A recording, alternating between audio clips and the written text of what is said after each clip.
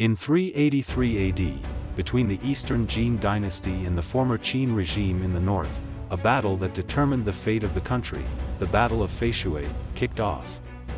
After the former Qin Emperor Fu Jian unified the north, he became ambitious and led 1,000,000 troops southward, intending to annex the Eastern Jin Dynasty and unify the world.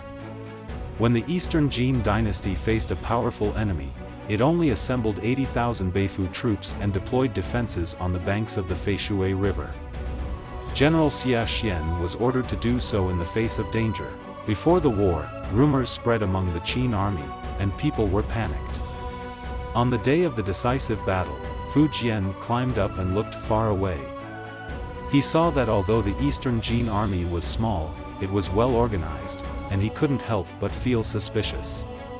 At this time, General Liu Laoji of the Eastern Jin Dynasty led 5,000 elite naval troops to attack the Qin army's rear formation under the cover of night.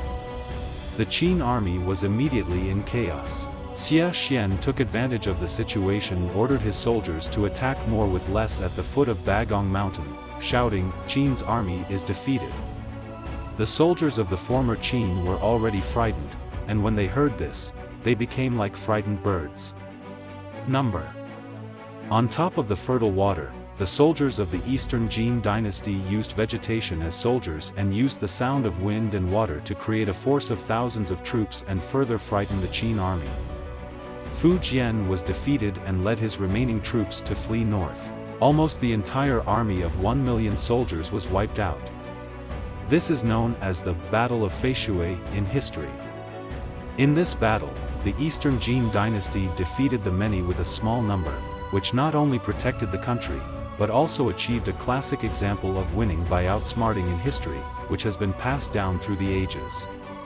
The former Qin dynasty was devastated by the war, and the north fell into division again.